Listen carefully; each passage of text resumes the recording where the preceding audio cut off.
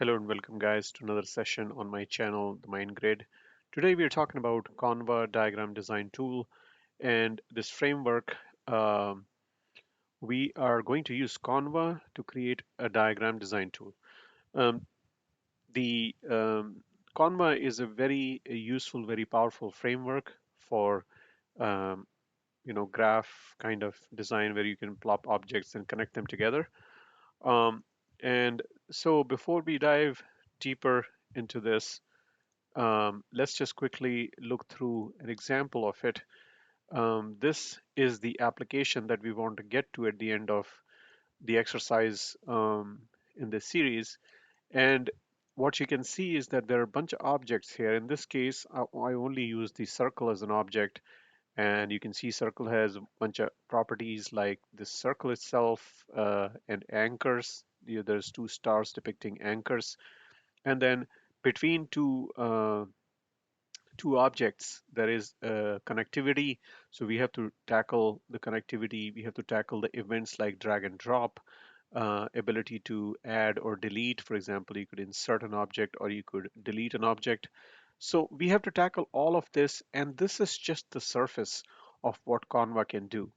I also have save and restore functionality within this, so that once you're done with your diagram, you actually have a logical structure that you can use to maybe build on in the back end. You could represent these objects as something logical, and you can build your application around them. So, be it maybe a graph problem or something, or some other application, but essentially Canva can provide you the front end to manage your application, and it's a very easy to use framework. So one thing I have done is to make it simple for myself and probably for others in this case as well, is that I'm using Python Flask as the as this I guess back end to how to use Canva. So it's a Flask Canva application. And those who don't know Flask, Flask is a web server that comes with Python capabilities. And I already have my Flask server running. So I'm just going to quickly show you that. Um, so I haven't done a video series on Flask, but if you Google, you'll probably find plenty of other series that talk about how to install and run Flask. In this case, I just quickly show you that I use this Flask server to do a bunch of things. Um, so in this case, in this video, we are only focused on this trial uh, web page. And so what I'm going to do in order to teach this design is that I'm going to start by making a copy of it, right? So just quickly understand that in Flask, this slash trial, so whatever website you have, if you put whatever 127.0.0.1 colon 5000 slash trial, it's going to come and execute this function. So I'm just going to call it, instead of try, I'm going to call it my app. And my app is the function. Now in this case, my data is being used, but it really doesn't do anything. It's just a placeholder to show you that data can be passed into your web page. And the way Flask works is that it creates these things called templates. And so what I'm going to do is that I'm going to call it my app.html. And basically it's a HTML and JavaScript and CSS based template. And we're going to start creating that. And as we go in this application, you will see how it comes together. So basically what's going to happen here is that the web address is also going to have something called my app.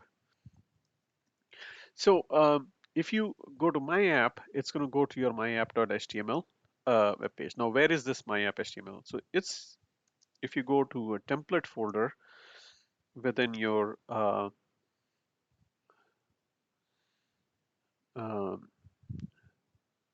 if you cd into template, right? So let me just make sure that you can see all the stuff that I'm showing here, because apparently not everything may be visible, so I want to make sure that you guys can actually see everything, the code. Um, and so on. So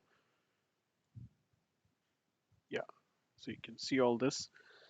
Um, so what I'm going to do is that I'm going to CD, I'm already CD'd into templates, and if I just ls here, you can see that there is a trial.html. I'm going to copy trial.html to my app.html.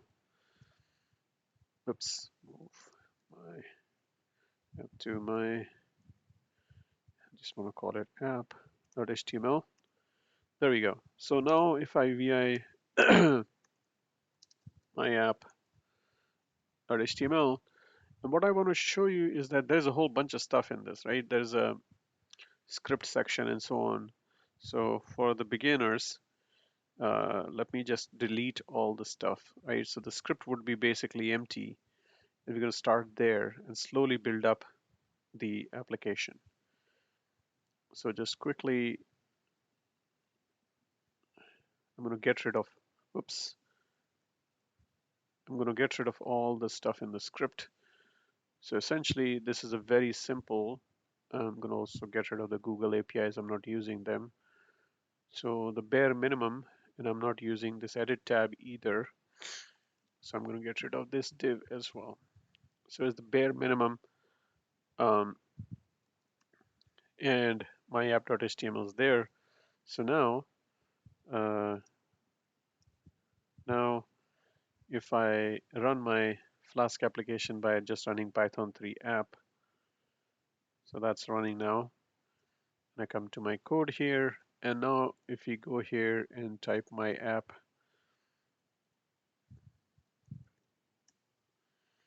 okay. So you see in my app something's happening, but it's not quite what we expect it to be, right? Because you can see some of these divs showing up here, and the HTML section has some stuff.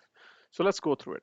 What do we have here? So in this head section, we have this script konva main.js that basically gives us the access to the Conva library. And then in the,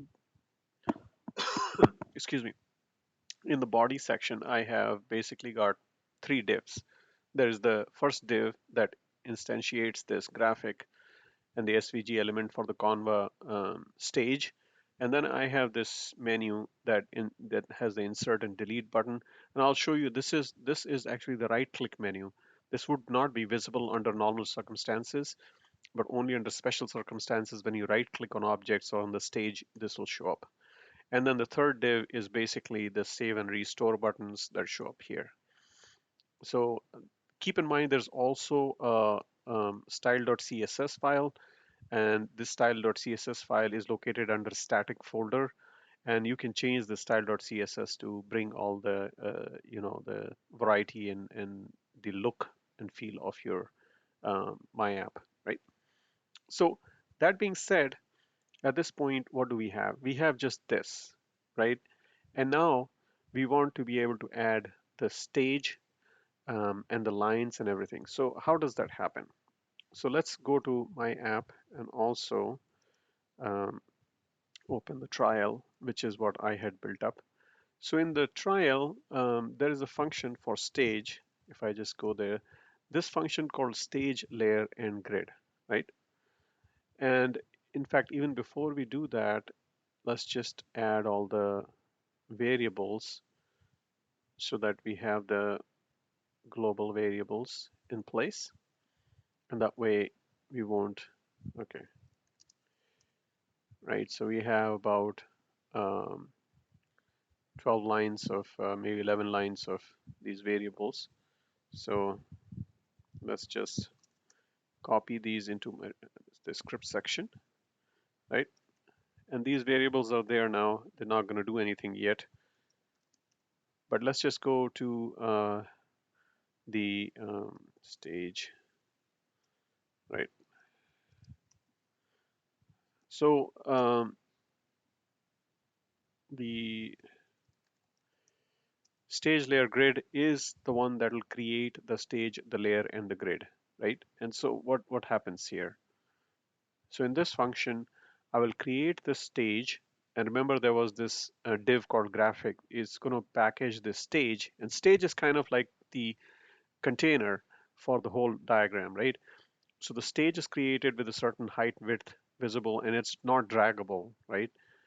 Once we start to do some drag and in the diagram, you will see that what draggable means. But it means that the stage itself is not draggable. The objects on the stage may be. Now the stage, you can set the properties like the color, etc. And then the stage has to contain multiple layers. In this case, we just create one layer, conv layer, and then we have this draw lines, and you'll see in a second what this draw line solution is. But the draw line solution will print the grid on that stage. And we add the layer to the stage, and on the context menu, we add the CTX menu for the right click and stage, and then we basically plop down the stage. So this is the stage layer grid function and the instance of that stage layer. So at this moment, I guess let's just take this and copy paste this into our code here in the script so that we can get uh, the stage going. So you can see that we have put the stage layer grid function and we have called it in our script so that the stage layer grid. Now at this point, we haven't defined this draw line solution, so it doesn't show you the grids. So let's just get that draw line solutions as well. Um, and so if you, let's just grab that function as well. I can show you what that does. So draw line solution is basically it knows the shape of the stage and it does a step size of 10. So then it figures out how many steps would cover the whole stage, and then we just go from horizontal direction, vertical direction, and we create lines essentially, just lines with the right XY coordinates, and that's all there is. Also note that the draggable is false. So let's just grab this, right? If we take the draw line solution and then paste it on top of our uh, sorry on to our script section. So now we not only have capability to do stage, but we have capability to do um, the grids on the stage. One other thing is this context menu. So what is context menu? When you right click, it shows the div. So uh, if I now go to context menu, and so this function basically, remember that we showed your div on top, which has the right click. So this is just an HTML capability.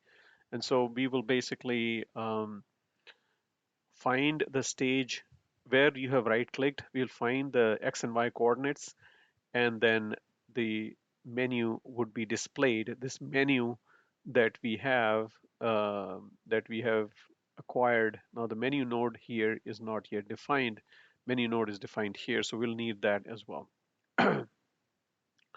So once the menu node is defined, which is basically that div, which is menu, then we can, when you right click, we can find where on stage you have right clicked and move this menu nodes X and Y coordinates, style left, top and left to those pixels, and then display is block. And once you do that, this div appears magically at that location X and Y, and you can start to see that, and it's accessible. Those functions are accessible to you.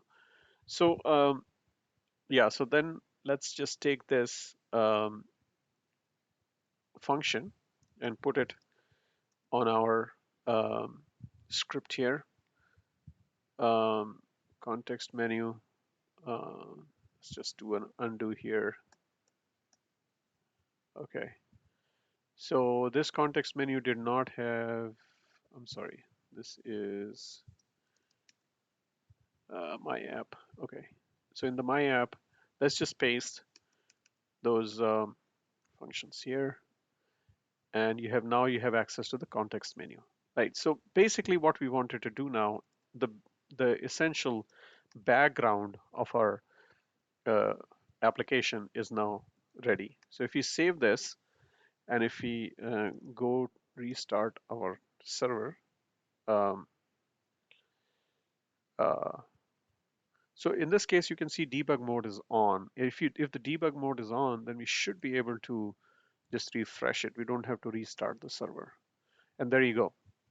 So you can see that basically what we have is that just by doing those functions, that is create the stage, create the grid, and the context menu capability, you see that wherever you click on the stage, we know the XY coordinates and we make that div magically appear as a block on the location of X and Y, right? And um, so that is very cool, right? So what we have done is that my app, and one more thing I guess I want to show you is that if you click, so I showed you the right click, but there's also a left click event here. And left click sets the display type to none. See, the display type for the right click is either block, or if you left click it, it becomes none. What that means is that if I right click, it shows you this menu, but if I click somewhere with a left click, it disappears. So that is how it happens, right? So at this point, basically we have the capability to create the stage, and the save restore buttons are there, but they do nothing at this point. Nothing happens because there's no bindings for save and restore. um, but there is and there is no bindings for these either, right? So insert and delete do nothing at this point because there is no code to handle this. So essentially at this point we are ready to create the object, right? We are ready to add the functions that will create that circle. And so for that, what we need to do is if you go back to our code and look for make grp, this make grp is the function. uh, yeah, so this function make grp has the capability to add the. So also, since insert is also connected to it, we'll take this event insert. When you right click, that insert button is hooked up to the make group. So let's just take this. And if we take the make group uh, function, then, I'm sorry, let me just, I don't know if I copied it or not. So, okay. And so now I can go here, and I usually like to put it on top. Uh, So let's just put our functions here.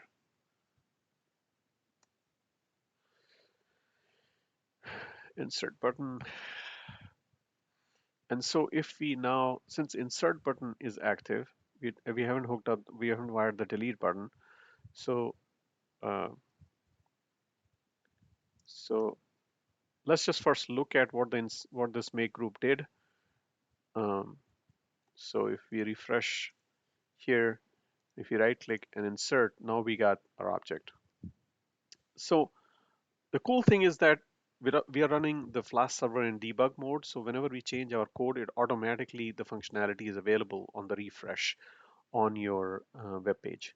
So now let's take a look at the make group. And what make group does is that essentially you're given an XY event when you insert it.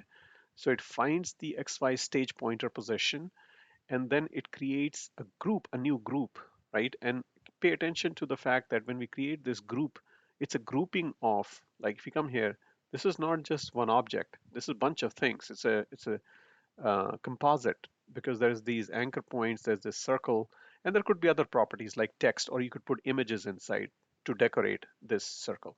So all these are basically just one group. And then I have some other dictionaries in which I store the state so that later on, if I save restore, those are there, but pay no attention to these yet. Save state is the variable that saves the state of the diagram into our own logical data structure. And so we'll take a look at it later in maybe another video.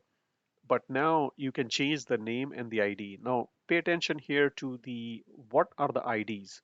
So if we are changing the ID, how come we are changing the ID with an ID of the group itself? Now what happens is that when you create an object on the stage, it is given, but if you refer to the object by name or reference, it is given this underscore ID automatically. This attribute is automatic, right? Because it's the reference to this. But externally for the stage, you can give it another name and another ID, and this is something you can change at will, right? This has got nothing to do with the original ID. This original ID can change every time you instantiate an object, or if you delete them, create them again, they're given an ID. But you can give an external facing or a stage facing name and ID, which is what we do. So that's what we will do here. And then another thing that we do here is we add a circle. And the circle is basically just added here uh, at 0 and 0 location. Okay, so we have the circle, and the circle is basically at 0, 0, but keep in mind this is not 0, 0 on the stage. This is 0, 0 with respect to the group, and we have given group the location of the click pointer. So basically the circle is at the origin point of where the group was located, right? It's centered exactly at the 0, 0, which is where you clicked. So that's how it'll look, right? So if you just quickly look, if I insert here, it appears where you click, right? And that's the XY. It's not 0, 0. It doesn't appear here. The circle doesn't appear in the corner of this stage diagram. It appears where you click, and despite this being 0, 0. So keep that in mind. Then what we do is we create two stars, and their location, the XY, is basically k radius and minus k radius. Okay, so what that means is that the k radius is where this star appears, and there are two stars. So there's one on the left side anchor, one on the right side anchor. So, and you can add any number of other decorations that you want to do to your group. um, Whenever you move the group will work together. So that's what we do next, is show you that group, you add circle, you add stars, and then you add to the layer. The layer is a global variable, and we add this group to the layer. And then next we will basically create some event handlers. So on the layer, we find this group with this group ID, because remember we added this group as an ID'd group. When created this group, we created its ID here. You see this? ID was created. And when we search now on the layer or the stage, you can search, find one. You can search by that ID, right? And what you have to do is put a hash in front. So the hash means that this whole thing is an ID. So we can search by ID, and I'm also just showing you that I could find this because I've added this. I could find it. I'm not really using it here, but I could find this. You could see that you could find the group object using this technique. Now on the group, with the mouse over, if you go mouse over, I'm going to show you the anchor. So star show, star one show, and the stroke width I can change. So when you mouse over and when you mouse out, I can change the stroke width. And I should have made this group one as well. We could actually make this group one here, right here.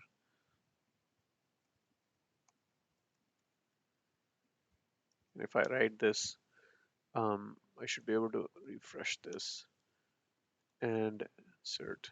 You see that still works, right? So on group, you can mouse over, mouse out, and that would give you some sort of cool effect that you are selecting a certain object. So for example, if I add another object, see, it's not doing this. Only the object that you're mousing over shows you the anchors, right? The other does not.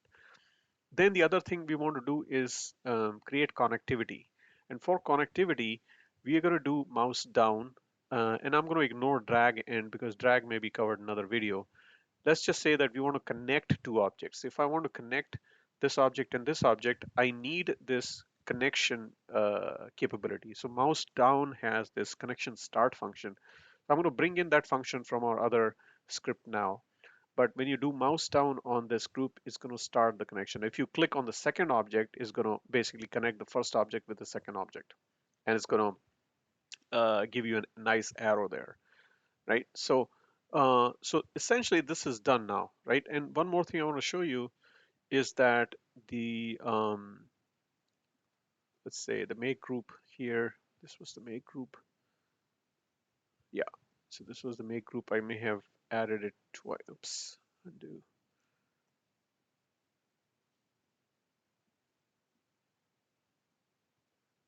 Okay, I think I may have added this function 2 times. If I go again, so it's at line 46 and 48. It's also at line 135. So let's get rid of this make group.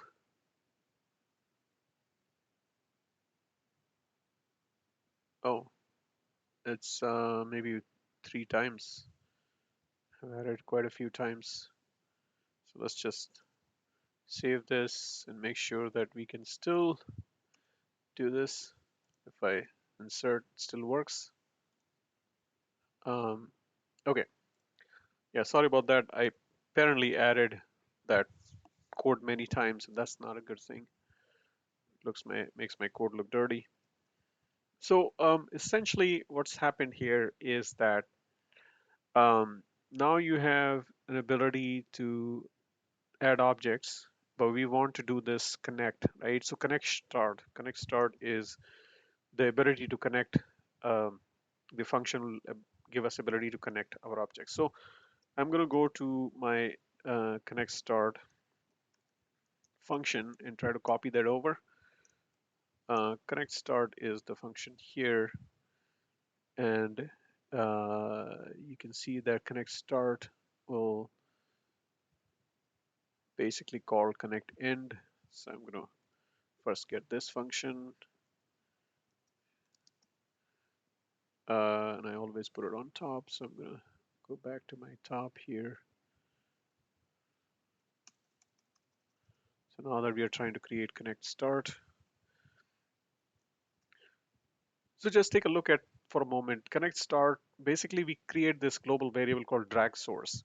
And this just knows that if I'm trying to do a connection, I'll click once. As soon as you click for the first time, it'll store that first node as drag source. So what is drag source? Drag source, I store the ID of the first node. And then when the connection ends, I will call connect end with the current node. And because the drag source was already stored, the connect end can now basically make the connections. So connect end would be the next function that we will bring here. So let's search for connect end, and then probably the connect end is also a very simple function. Uh, so let's put the connect end here. Uh, so we have connect start and connect end, but connect end basically just knows that the connect is ending, and it'll call the connect function. Connect function is actually the one that draws the arrow. So when we call connect end, we know the second point. Connect start had the first point, connect end has the last point, and then now we just need to draw an arrow. So we need the connect function, right? So connect function is, let's just get this is the bigger function, right? So let's get this function. So if I go to 1, and now I can put this one down. Now I have the connect. So what does connect do? Connect basically knows the source and the destination. It finds the XY coordinates. Uh, and you see that because I'm being given group, right?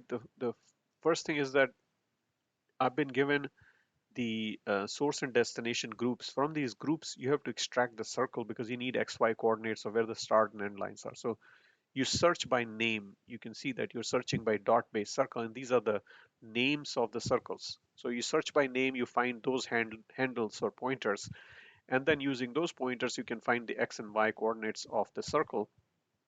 And the circle's XY coordinate is relative to the group. So we have to add, remember that we have to add the group and the relative location of the circle, and then you get the absolute XY coordinate of the source and the destination. And then using them, we draw an arrow from basically, and we also offset this by radius because the source, remember the anchor is on the right side and destination, the anchor is on the left side, so we have to offset by radius. But once you have this, you basically have a line and it's an arrow that you can, and you can add that to the layer and so on and so forth. But we also make the drag source null because the operation of connection is complete. Next time when you click, it'll again start with drag source, right? The first click, it'll go back, reset to the first click. So drag source is nulled out so that we can, next click, we're going to start fresh. We're now going to start connecting objects in a cascade here. So that's the connect function. And hopefully with this, if we save this and refresh it, we should have the connect functionality here with us. So I'm going to add two objects and click on this, and there you go. So in my app, now we have an ability, and see the drag is not there yet, right? The ability to drag is not there. So we don't have this seamless, cohesive capability that we had in the trial, right? If you go back to trial, you can see that trial has that capability. If you connect these and connect these, you see this nice smooth ability to, and my app doesn't have that. So if you go to my app, you can insert this, and you can connect this, but you cannot, it doesn't carry along, right? So this drag object elasticity is not there yet.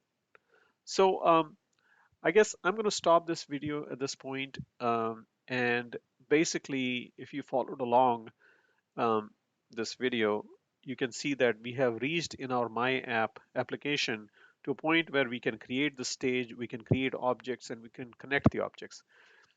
Uh, we haven't deleted the objects, we haven't dragged the objects, and then we still haven't saved and restored our diagram. So what are the concepts behind those we haven't covered yet? So in the second episode, we'll try to cover some of those remaining concepts. But hopefully you enjoyed this video on Conva. JS inside Flask, and if you have questions, leave them for me. Otherwise, I'll make this code available, and you can basically pull down this code. Now, I use this Flask um, application for a bunch of other things, not just Conva. I'll try out a bunch of other code. So this Flask is a very convenient way for me to try out various things. So when I put my code on Bitbucket, you'll see a bunch of other stuff. But the most important thing is remember that there is this My App that we created today, and there was also the other pointer was the trial, right? So trial was the other. So if you have to look in templates, look for these two templates, the trial template and the My App template. And you can basically create yet another template and hook it up inside the Flask server as I showed you in the beginning. And that way you can also follow this along in the steps and read those sections of the code so that you understand them better. Essentially, all this boils down to adding the JavaScript functions that manipulate the objects. And so a whole bunch of work, once you have set up the HTML part, the whole bunch of work that you see here comes from the JavaScript part or the script section of the body. And so that's where we'll stop today, and we'll pick it up from here next time. And I'll see you in another episode. If you liked it, give me a thumbs up, subscribe to my channel, and be back for more. Until then, take care and bye bye.